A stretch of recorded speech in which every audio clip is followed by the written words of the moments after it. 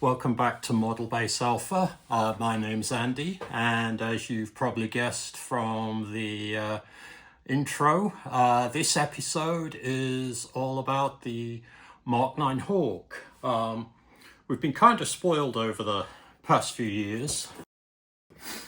Round 2 did this rather nice, approximately 10 inches long kit, which works out to be about roughly 172. According to most folks who have an opinion.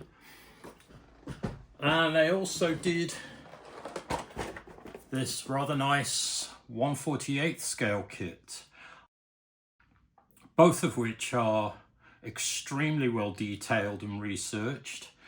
However, we won't be doing either of those today. Something a bit earlier. Deep dive into the back of the stash.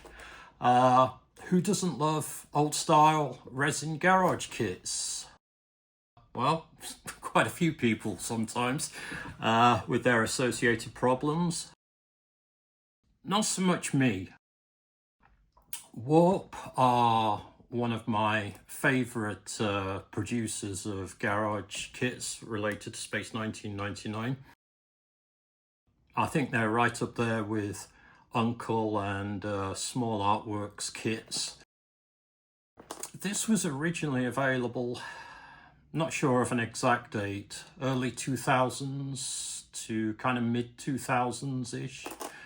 First came out, so yeah, it doesn't seem to be produced anymore and doesn't seem to have been produced for quite a while actually. However, you can still pick them up on eBay for a fairly reasonable price. Their price doesn't seem to have inflated quite so much with their rarity. This also is about a 10-inch long model, so also approximately 172 scale. So let's get opened and have a look at it. And the first thing we have is an exceedingly basic instruction sheet. Basically 3 sides, and part of one of those sides is devoted to a paint guide. But as you can see, for the supposed 43 pieces enclosed, this should go together fairly easily. And the first thing we have here is the command module, which is nicely detailed and, interestingly, one of the few kits to come with the under command module weaponry built in. Offhand, I don't think the round 2 do, and some of the other garage kits, especially the larger scales, they don't either, so nice to see that included in the kit. And next up we have the main fuselage of the Hawk, which again is very nicely detailed. One small observation here is this actually this piece should actually look like this piece, and what I will do is I will retrieve the original part so you can have a better idea of what that actually looks like. So when the Hawk was originally built, they made great use of the Airfix Harrier jump jet kit in 1/24 scale, and this piece, which is a weapons mount, as you can see, this went down the top spine of the aircraft, spaceship. So for some reason, and I did check another reference, I thought my molding might have been missing it, but for some reason it's missing from the kit and the other reference material, so not sure why that is, but otherwise it's a really nice, crisp, clean casting with some amazing detail on there. And the next we have, the kit comes with 2 different sized rear engines. The instructions say that it's based on the large scale Hawk and the smaller scale. What I'll be doing is using the smaller engine as opposed to this larger one. I think it just fits the scale a lot better. And we have numerous other cast resin pieces.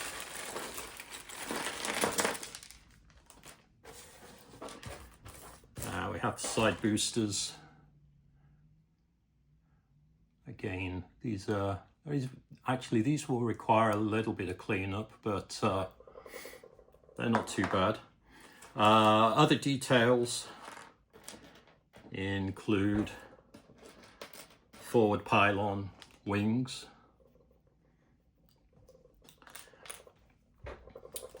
have the top, I guess most people refer to it as a solar panel, but whatever sort of panel that is, and then just numerous other little bits and pieces. Front of the side boosters, and to attach side boosters to the main body of the craft, and some little bits. Oh, this attaches to this is a rear plate for the end of the main section of the spacecraft, and then just some other pieces, some tanks that go on the rear, underneath, thrusters, front of the weapons pods. For some reason appear to have 4 of those, so well, actually make that 5, so 5 weapons armaments, and these also go under the wings, and then some more underneath tanks to go under the fuselage. But that's not all. In addition to having the castings in resin, we have some white metal parts and some looks like plastic card rod. These are used to build the underside detailing. So obviously we're going to have to bend that, cut it and glue it into position. And one of the first white metal parts is the girder framework that goes along the top of the spine. And the 2 sets of frameworks, actually these are possibly the only real bits of cleanup that are required. This framework connects the top of the side boosters to the top of the main section of the engine at the rear of the craft.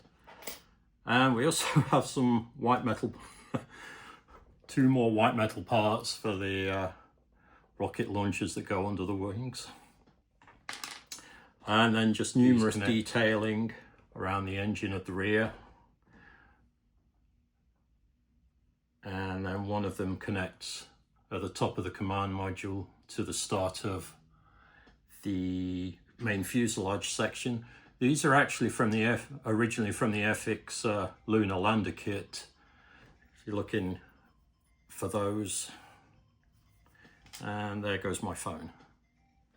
Yeah, not sure if my camera picked up my phone going off. That's actually the second interruption in just the first few minutes that I've been trying to record this. So we'll crack on and get this finished off here. So actually given 4 maneuvering thrusters of the 2 required to build the kit. So that just about covers all the kit pieces, and I'm going to get started and get this built. So be back in a second. Well, construction has started, and this went together very quickly. Put the command module on to the main body fuselage. There's a back plate on here, and the main engine, which was very simple, required very little cleanup. What I have decided to do, as this detail here seems to be only half completed, I've taken one of the sections of the round 2 kit. I'm not sure my phone's going to be even able to pick this up, but took that off the round 2 Mark 9 Hawk and going to replace that right here to replace that part. To make sure that was even feasible, I took an even smaller part. If you can see that piece, which isn't included on the warp version, and that seems to have come out okay. Also removed one of the panels along the very top of the superstructure. I'm not going to accurize this too much. I like that it's a Hawk by warp, and I suppose I should have shown this a little more clearly before I put the engine on, but this rear plate, this rear panel, is totally different and totally inaccurate to how the other models from round 2 and the studio model is, but I like it. Around the edge here, around the engine, were lunar module command modules, and I think I might have mentioned it before in a previous video. Once you've seen them, you can't unsee them, so I don't mind, and I actually like that this is totally different. I mean, it certainly looks, you know, reasonable. So I'm going to keep this, but just make some minor alterations here and there, just to tweak a little bit. And the other thing I'm going to do is try a couple of products that I haven't used before. I haven't used this, so I'm going to try this on the metalwork. So I'm going to see how that works out and see if it's any good or if I can even tell any difference. And then the other product, I don't believe you can get this in the States. This was recommended to me, and this came from Poland. And a whole bunch of these were ridiculously cheap by airmail. I mean, having them sent from Poland was cheaper than having a bunch shipped within the US. That's how cheap the airmail was for this, or for these. So I'm going to try this model degreaser. Probably still give them a wash first. You're always supposed to wash down resin kits to remove the mold release agents. Never really had any problems before, but with this being so finely detailed, I want to get it nice and clean before giving it a primer. So going to be adding some parts next, and see if we can get the side boosters on and a few other things, and then get some primer on and see how we're doing. So that will be coming up next. After a fairly uneventful start, putting some of the basic parts together, started to apply some primer and ran into a little bump in the road. I'm not sure if you can actually tell what's going on here, but these two wing sections, the paint has started to crinkle, kind of like an elephant skinning. The resin parts themselves do actually seem a little bit different to the rest of the kit. They're kind of more translucent, thinner. They just look and feel different. Did give everything a thorough cleaning before applying the primer, so not quite sure why that would happen, especially as the rest of the kit and some of the other parts I've done, like the two side booster rockets, the primer so far has been going down just fine. So I have a feeling I'm probably going to have to get to work on these, sand them down. I've never had a problem with Tamiya's primers before, whether regular plastic model commercial kits or garage resin kits. So not sure if that's operator error or there's just been some sort of reaction to the different type of resin used. But what I'm going to do is I also have this AK. So what I'm going to do is give that a try. Haven't used this before either, but it's probably worth giving it a go and see if I can achieve a better result on those two sections. So going to fire up the airbrush and get to work on that. So let's see what happens. Cleaning off the wings was quite a laborious task, but seemed to go okay in the end. Just took a while, and decided to use something different. This was recommended. Hadn't used it before. The instructions on the back say you can use this if you like. I gave it a test without using the flow improver, and I think it's done a reasonably good job. This is actually a fairly light coat, so I didn't go crazy covering it. So I think the results were good enough. I wanted to try on the rest of the model as assembled so far, and I think it's looking pretty good. It seems to be slightly lighter than the Tamiya primer, so I'm thinking once it gets some sort of top coat white on there, it should look pretty good. So what I'm going to do next is assemble the rest of the kit, get the side boosters assembled and put on, and have a progress update shortly. Most of the subsections have been attached, and the detailing around the engine is going on. Going to add some more detail which wasn't included in this warp version. This is from the round 2 version. This goes between the main fuselage section and the engine. It's pretty small, and just for a size comparison, these are the studio scale kit pieces that we used.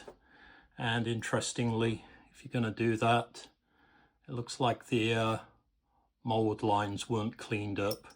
So just as a comparison there, the size difference for the 1/72 and the studio.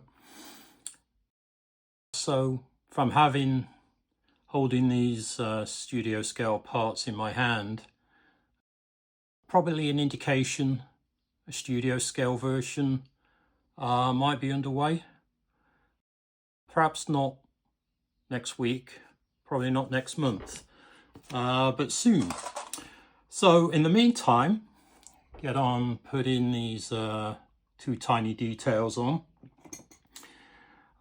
I don't want to make this an accurized version, but I don't mind occasionally putting on extra detail. I like the fact that the Hawk, there are differences between the round 2 and the warp kit. Some, like I've mentioned before, small, some kind of different, so just want to make sure that I get these on in the right position and the right orientation. So hopefully these will slide into position fairly easily.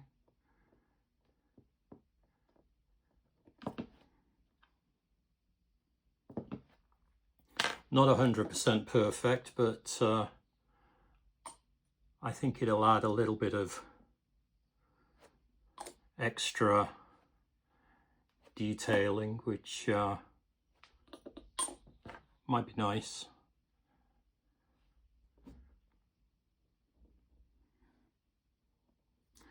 So get those applied and in place. Like I say, it's not 100%, but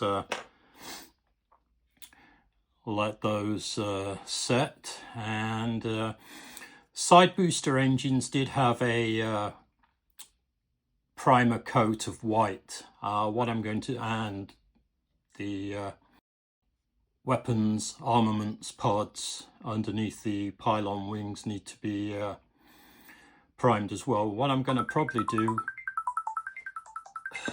can you believe that?